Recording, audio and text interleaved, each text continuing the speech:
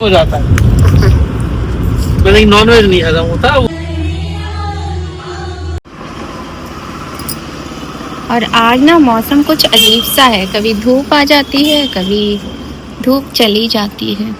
और हमने कल धोए थे भगवान जी के कुछ ये वस्त्र, मतलब बिछाने वाले वस्त्र, ये तुलसी माता का लहंगा वगैरह है, बिछाने वाले कपड़े हैं ना। अच्छा, धूप में हर चीज़ की शाइन अलग होती है।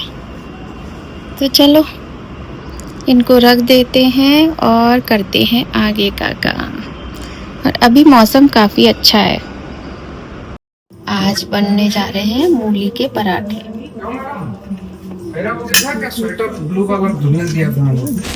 जय माता की, Radhe Radhe.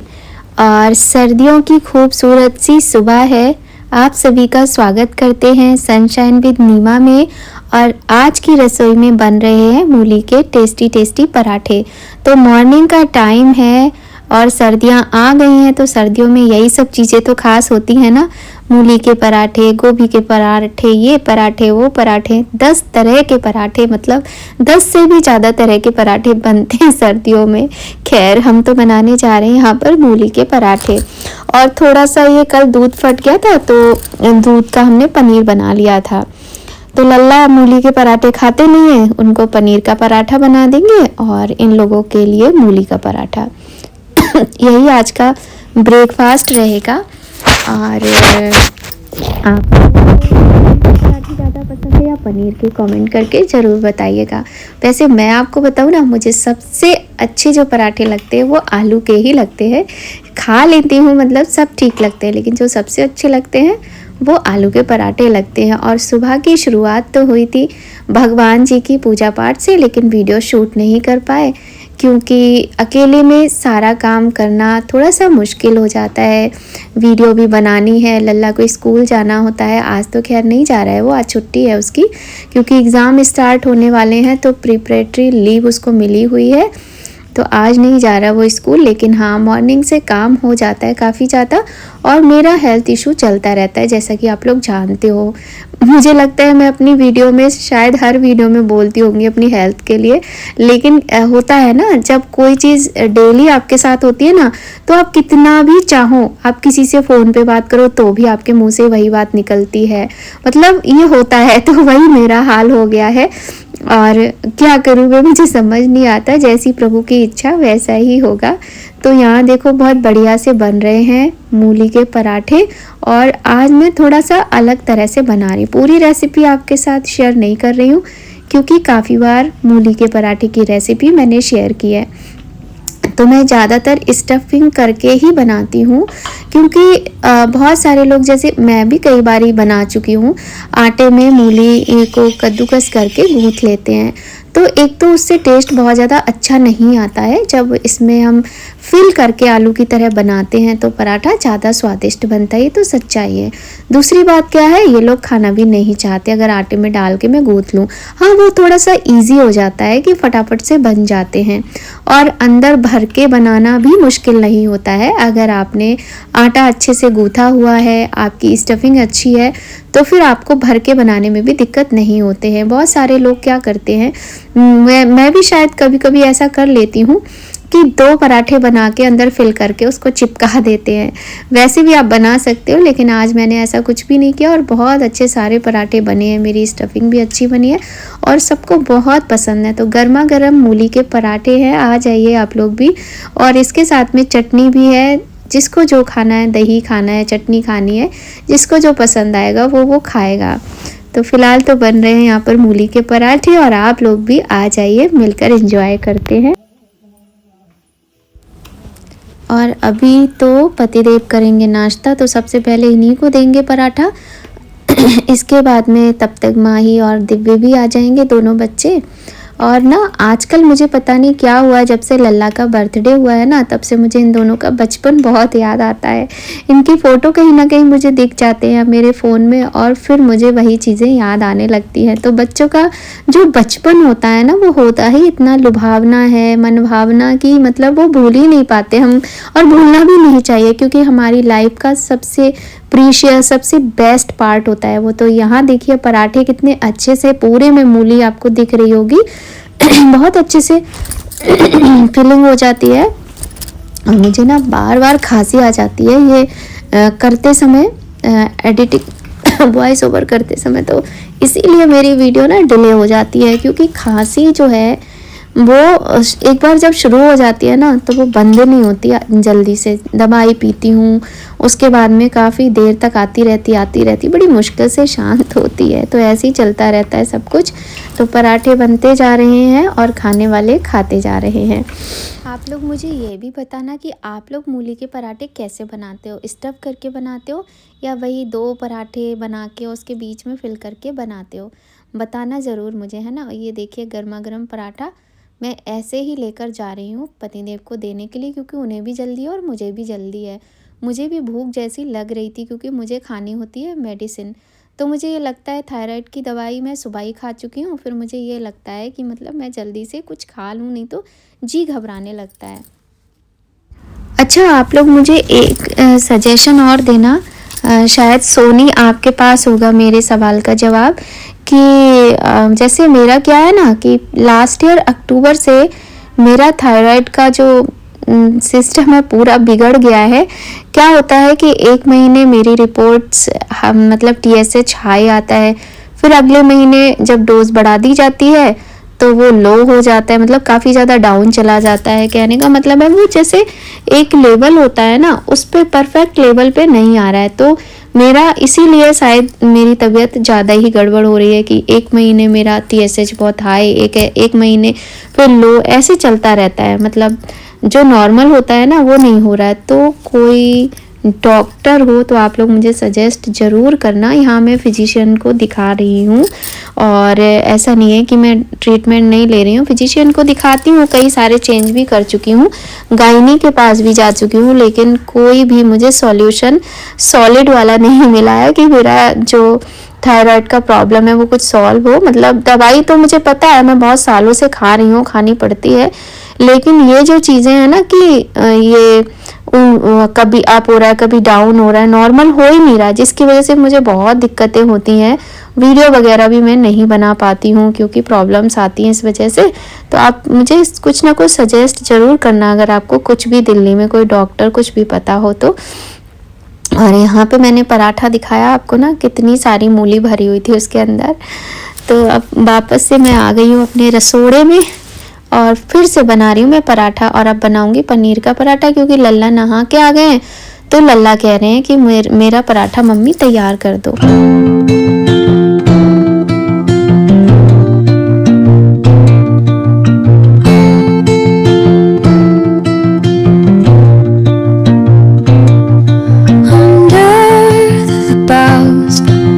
Shadows play, the wind hums songs at the break of day, whispering pines, secrets untold, carrying tales only the forest holds. Moonlight spills the velvet dark. और सब लोगों का नाश्ता हो गया, अब आई मेरी बारी। तो मेरे तो पराठे चाय सब ठंडा हो गया है, क्योंकि सारे लोगों को करवाने के बाद ही मैं करती हूँ। चाय मैंने इसलिए बना ली थी कि बार बार अपने लिए कौन बनाएगा। वैसे भी मैं चाय एक ही बार पीती हूँ, वो भी जब नाश्ता करती हूँ तब। हाँ, वो बात अलग है, कभी मतलब बहुत ज़्यादा सर्दी जुकाम हो जाए पेट में या सिर में दर्द हो तो पी लेती हूँ, वरना मुझे बार बार चाय पीना बिल्कुल भी पसंद नहीं है।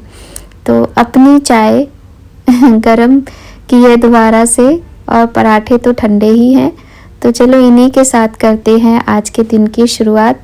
और यही है मेरा नाश्ता, सबका हो गया, अब मेरा नाश्ता होगा। और आगे ब्लॉग आपको अच्छा लगेगा, आप देखिएगा ज़रूर पूरा ब्लॉग। आपसे मेरी ये रिक्वेस्ट है। एक रिक्वेस्ट और है कि अगर आप पहली बार आए हो चैनल पे ना, तो सब्सक्राइब ज़रूर कर लेना। और अगर थोड़ा भी अच्छा लगे बीच में वीडियो तो लाइक भी कर दीजिएगा, क्योंकि आपके लाइक से हमें बहुत अच्छा लगता है।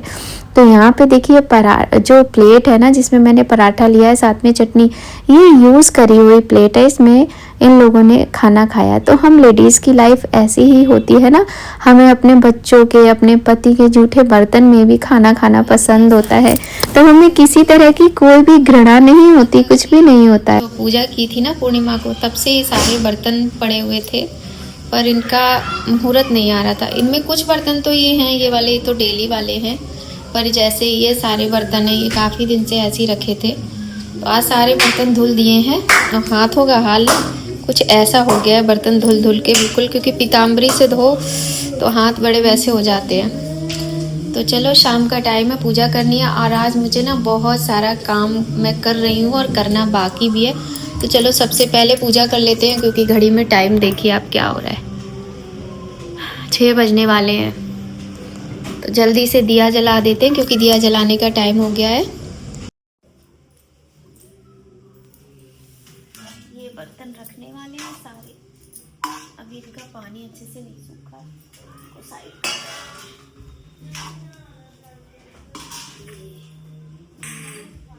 ये सारे बर्तन रखने वाले हैं, एक साइड कर दो।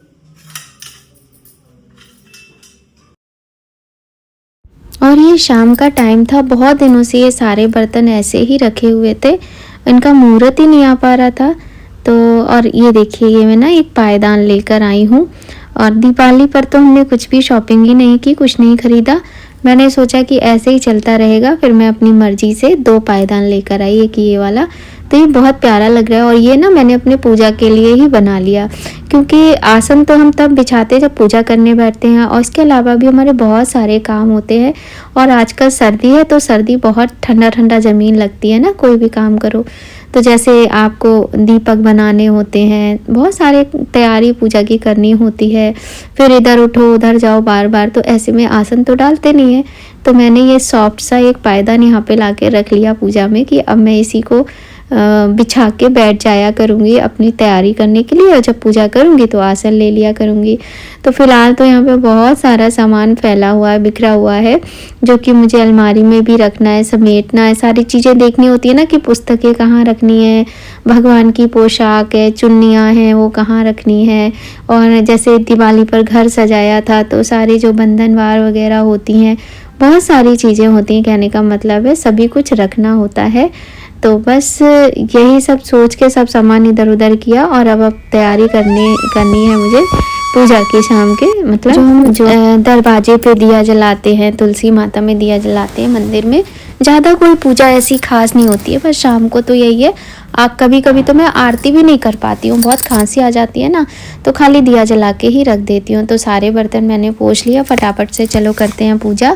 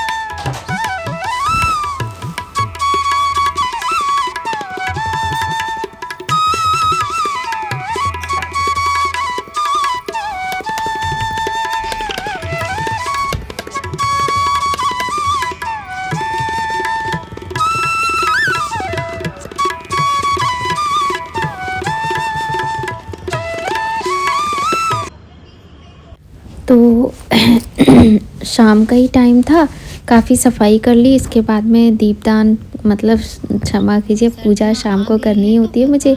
और आज देखो हमारे लड्डू गोपाल और लाडली जी कितने प्यारे लग रहे हैं ना, मन करता है इनको गोद में लेके बैठ जाओ, इन्हीं को निहारते रहो और कुछ ना देखो। तो आज के ब्लॉग में अगर आपको कुछ भी अच्छा लगे तो लाइक ज़रूर कीजिएगा। जय माता।